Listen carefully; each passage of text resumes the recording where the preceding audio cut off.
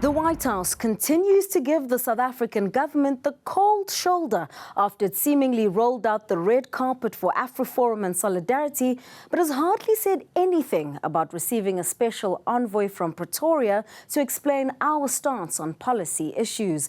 The two formations are digging in their heels about the protection of Afrikaner rights. Meanwhile, here at home, ANC Secretary General Fikile Mbalula had lots to say about party leaders who tweet up a storm late at night, which brings negative energy, he says, to the organization.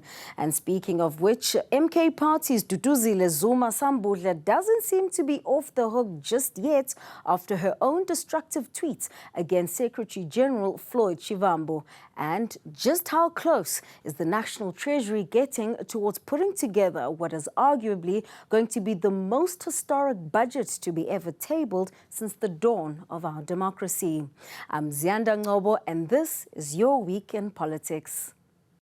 Afriforum and Solidarity are clearly undeterred by the backlash from some quarters of society about their continued disinformation campaign against South African policies and the issue of farm murders. Instead, earlier this week, photos of a delegation from the two organizations surfaced as they proudly announced their visit to the White House. The agenda? To ask for President Donald Trump's administration to fund separate Afrikaner development. The trip was not only a surprise for South Africans, but also for some in Washington, D.C. Well, this was a bolt from the blue. We had known that there were plans for Afriforum and its affiliated organisations to send a delegation here, but neither the White House nor the visiting South Africans provided any advance information about their presence in Washington, D.C, and we still do not know precisely who they met. It's clear they entered the White House on Tuesday from pictures of the four men on social media standing right outside the main guest entrance to the building on Pennsylvania Avenue, all of them wearing visitor passes needed to enter the building. In a statement, they called their encounter with Trump officials historic, and they expressed their thanks for the president's decision to, in their words, highlight the human rights violations against Afrikaners, the ANC's reckless policies and poor governance in South Africa. They say they presented Trump officials with a document called the Washington Memorandum. It calls on the United States government to intensify pressure on President Ramaphosa and other ANC leaders. But the delegation argues that pressure campaign should not include efforts to revoke South Africa's crucial trading privileges under AGOA that some Republicans on Capitol Hill support suspending. The Expropriation Act, of course, was at the centre of conversations, and the document presented to Trump officials contains details of what the delegation called the wide scope of discriminatory racial legislation in South Africa. Afriforum claims they were granted an audience with senior officials from the House of Representatives, where they presented what they insist are the facts on what is happening in South Africa. This is in relation to, among others, what they describe as reckless policies and statistics around farm murders. I haven't seen a photo of President Trump and Mr. Cyril of, is it Afriforum or Solidarity? So if the red carpet is there, I must see that photo. But we appreciate that the media and the international community are exposing the lies instead of ourselves speaking up, defending ourselves. Still, the lobby group is adamant that it can isolate ANC politicians and have the US government met out punitive measures against them alone and not the citizens of this country. When they do negotiate with us on the Anti-Afrikaans Bella Act, that of course threatens our cultural existence because it wants to destroy Afrikaans schools, they did negotiate. It was mandated by President Ramaphosa. And in the end, after an agreement was reached, he said, no, he does not know about it. So he lied. He refuses to speak to us. And what do people think? Should we take that lying down? No, we won't. So we will take on this issue. It's not only in the interest of Afrikaners. We need to save our country. And to do that, there must be pressure on ANC leaders to get rid of these irresponsible policies. The South African Chamber of Commerce in the United States says it's concerning that non-governmental organizations and advocacy groups are addressing issues with significant economic implications, and they're doing so without the inclusion of the voice of business. If they're not interested in leaving South Africa, why are they here? Why are they in the United States? In what environment can one condone where organizations engage directly with foreign leaders based on domestic issues in South Africa? As we've indicated, the plight of the Afrikaner has been very significantly highlighted by the executive order of President Trump. I think it is time for our government to do some introspection about how we treat minorities in our country and what is the role of minorities in our country going forward. But at the same time, Afriforum should cease and desist from engagement with the White House. That is the role of the diplomatic channels that are between our two countries. From a nation-building perspective, one diversity expert has decried how a small group of people has deliberately invited another country to interfere with the domestic affairs of South Africa and thrown away the goodwill that has been built over the years in the arduous process of forging a nation. I just think that, the old scars are being scratched open, and it's just so disillusioning and heartbreaking that you still have a group of people who do not identify with the broader project of building South Africa as a non-racial, non-sexist, democratic country, but who rather still have an identification that tries to separate themselves from the rest of the country and to argue for some sort of special interests for themselves, as opposed to being just part of the nation. The Ahmed Kathrada Foundation believes the momentum of the disinformation campaign and the attention it is receiving from the upper echelons of Washington are as a result of an alignment in the politics of Afriforum and the Trump administration. There's a bigger picture. Afriforum and Trump have an ideological alignment. Trump, remember, has been supportive of the Ku Klux Klan, of the Proud Boys, has an agenda called Agenda 2025, which at the heart of it is about promoting and entrenching white supremacy, not only in the US, but across the world. And South Africa, for them, is a test case to in a sense, preserve white privilege. One political analyst says while there is a strong call for the government to do something, unfortunately, the utterances and lobbying by Afriforum and the likes are not illegal. At best, they can be chastised politically for playing dangerous politics. The worst possible thing that we can do is to do exactly what Donald Trump would have done, and that is telling Afriforum and Solidarity that they will have to appear in court or to lay charges against them. We're a democracy.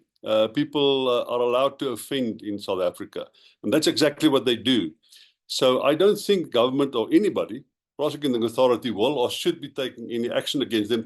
That does not mean that what they do does not harm democracy in South Africa.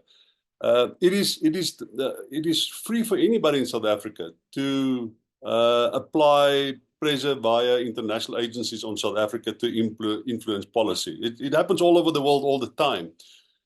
It becomes something different if the things that you say to justify that pressure is not based on fact, but based on lie and fear-mongering. And I think that's where Afriforum and Solidarity is guilty. The idea that white South Africans, Afrikaners, are being persecuted is simply a lie. It's simply not true. And I think they should be held accountable politically for that. Speaking on the sidelines of the Basic Education Lekgotla, President Ramaphosa responded to calls that he and his government take some form of action against these two NGOs for inviting another nation to interfere in our country's domestic affairs.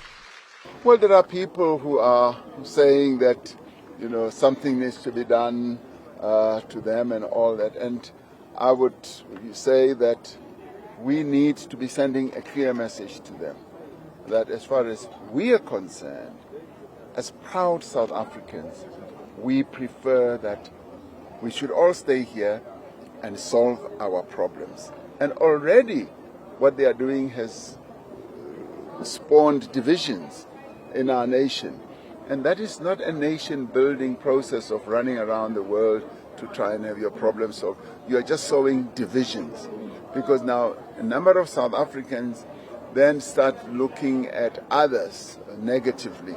And I don't think that that is the right way to handle our problems. It's confirmed President Donald Trump's administration immediately and permanently cancelled the funding for HIV/AIDS in South Africa and other countries around the world on Thursday. The White House is slashing more than 90% of the U.S. Agency for International Development's foreign aid contracts and over $58 billion in overall assistance around the globe. According to reports, a State Department spokesperson claimed the cuts were a part of Trump's America First agenda. Now, the foreign aid funding dispute has even been taken to the courts, as some foreign aid organizations are arguing that the freezing of these funds is illegal.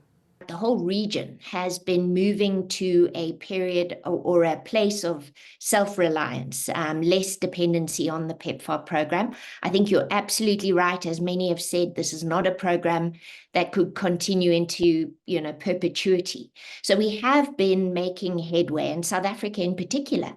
But what you opened with a very important comment, that what PEPFAR has been doing is filling that difficult gap of the high burden, the complex populations, the difficult or hardly reached people who aren't in our programs at the moment. And if you like, it's those difficult problems that are holding us back from really bringing the epidemic under control. So the PEPFAR dollars were being concentrated in finding the people who aren't in our programs, who have disengaged from care, the people who find it difficult to come to our health facilities that are mainstreamed. And that is, I think, the critical gap that's going to be left. And unless government is able to find a way to fill that gap urgently, I think it's going to set our response to the HIV epidemic back quite markedly. Further afield, this week also marked 3 years since Russia's full-scale invasion of Ukraine. This year's commemorations come at a time when the US, which previously funded and provided military support for Ukraine's war efforts, changed its tune.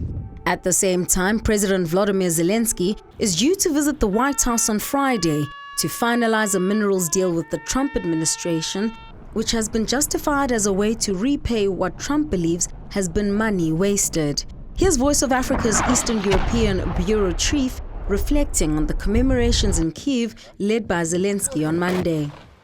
Many experts say that Ukraine today is a shield for Europe, and European countries are really concerned about a future of this conflict, because for them is a big threat, because Ukraine at this point has the biggest army in Europe defending basically Europe, not only Ukraine. 800,000 troops are 600,000 Ukrainian troops against 800,000 Russian troops.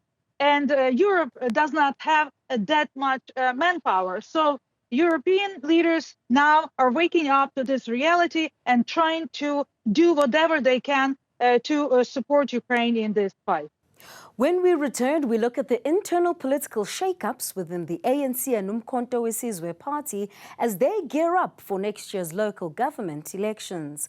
I'll also tell you a little bit more about what has been discussed so far about tabling an alternative budget after that unprecedented postponement last week. Don't go anywhere.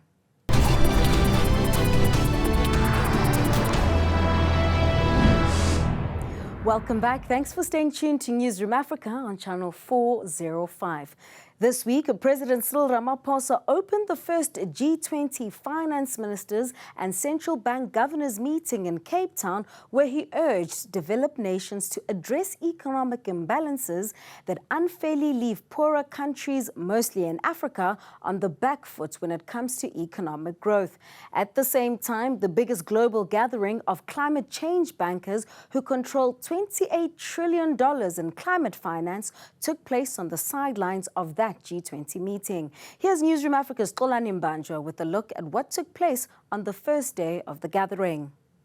At this time of global uncertainty and escalating tension, it is now more important than ever that the members of the G20 should work together. The erosion of multilateralism presents a threat to global growth and stability. We know from the experience of past decades that a fair, transparent, and inclusive rules-based international order is in the end an essential requirement for economic stability and for sustained growth. Ramaphosa made the comments as KwaZulu-Natal picks up the pieces after being battered by devastating floods that left a trail of destruction and death, one of the challenges that were discussed here at the G20 and the Finance in Common summits. Multilateral cooperation is our only hope of overcoming unprecedented challenges, including slow and uneven growth, rising debt burdens and levels, persistent poverty in many parts of the world, and inequality, and the existential threat of climate change. By Thursday, on the second day of the meeting, it was clear that the holders of public purses were not able to reach a consensus and could not issue a joint communique. Finance Minister Enoch Godongwana addressed a media briefing later that afternoon. We considered and discussed the work program of the finance track working groups, the financial sector issues, the Global Partnership for Financial Inclusion, international taxation, and the Joint Finance and Health Task Force. Most members endorse the work of the program, which provides the basis for the presidency to work with co-chairs in partnership with international organizations to implement the work program for the year. The deputies had a very robust discussion on various components of what is called the chair's summary.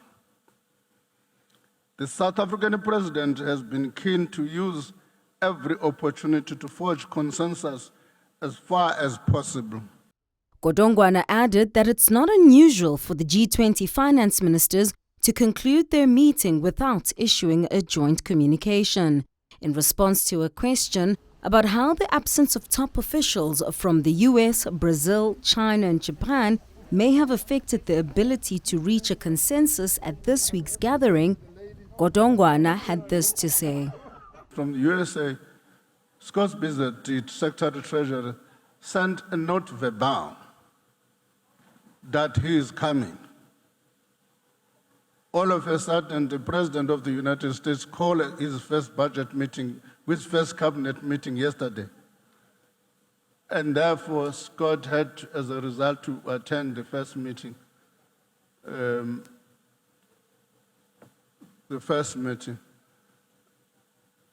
The Brazilian top officials, the international deputy minister, which normally attends most of this meeting, was here.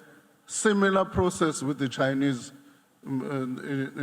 international minister, the vice minister, who normally attends, they were here. So there were top officials from those two countries.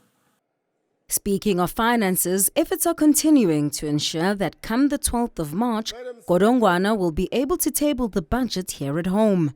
News 24 reported this week that the reworked spreadsheet, which sought to cut down on education and health spending, was rejected by Cabinet during a special meeting on Monday. Cabinet wishes to reiterate that the postponement of the tabling of the national budget from the 19th of February 2025 to the 12th of March 2025 is a result of efforts by Cabinet to collectively address our nation's funding challenges within a constrained fiscal environment. Cabinet assures South Africans that deliberations within Cabinet on the 2025 national budget are continuing to determine the best ways to fund our national priorities and ensure the budget reflects the aspirations of all South Africans. The postponement, while it is the first in the history of South Africa, but not out of the norm in other jurisdictions, it is still within the provisions of the Public Financial Management Act, commonly known as the PFMA. Political parties are organizing themselves ahead of next year's local government elections by rejigging their internal structures and announcing leaders of those committees. The ANC officially announced its reconfigured provincial task teams in KwaZulu-Natal and Gauteng, while the Umkhonto weSizwe party unveiled its new structures. ANC Secretary General Fikile Mbalula started off in KwaZulu-Natal on Wednesday, where it was announced that veterans like Jeff Radebe, Mike Mabuyakhula and Sbu Ndebele would be making a return to active politics in that province. Out of the 67 members of the PTT, the following comrades are assigned the following responsibilities. Provincial convener, Comrade Jeff Radebe. First deputy provincial convener, Comrade weSizwe Thusi. Second deputy provincial convener, Sboniso Duma. Provincial coordinator, Comrade Mike Mabuyakhula. Provincial deputy coordinator, Comrade Nomusa Dube Ngcube. Provincial fundraiser, Comrade Nomakuku Smelan. Despite facing the chop, former provincial secretaries Begim Mtola and TK Nxiza will continue earning their salaries as they did when they were full-time employees of the organization. In Gauteng, the induction meeting took longer than the one in KZN, which was an indication that perhaps the tensions were much deeper there. It is led as co-conveners by Comrade Amos Masondo, on my immediate right, and provincial convener, Comrade Panyaza Lusufi, and a deputy provincial convener, Comrade Ntombi Mekwe, next to Comrade Panyaza, and provincial coordinator next to me, Comrade Hope Papo, and provincial deputy coordinator Nomantu Rale Nkomo, and provincial fundraiser Tasnim. On Monday, the Umkhonto weSizwe party held a briefing to unveil new structures, including how the various National High Command members will be distributed across the 9 provinces. The MK Youth and Women's Leagues have also been mandated with finding suitable candidates to lead those bodies. Now, the National Disciplinary Committee, as we had announced in the last press conference, is chaired by Advocate Dalimpofu. It includes Dr. Ndiboniswani Tuzumba. It includes General Nompumulelo Desi Chilwane. It includes Bongani Baloyi. The Economic Transformation Subcommittee of Umkhonto weSizwe will be chaired by Dr. Tantim Tanti, when we'll include Richard Sileke, Brian Mulife, Siyabonga Gama, Laki Muntana, and Piki Vilakazi. The International Relations Subcommittee of Umkhonto weSizwe is chaired by the head of presidency, Makasela Mzobe.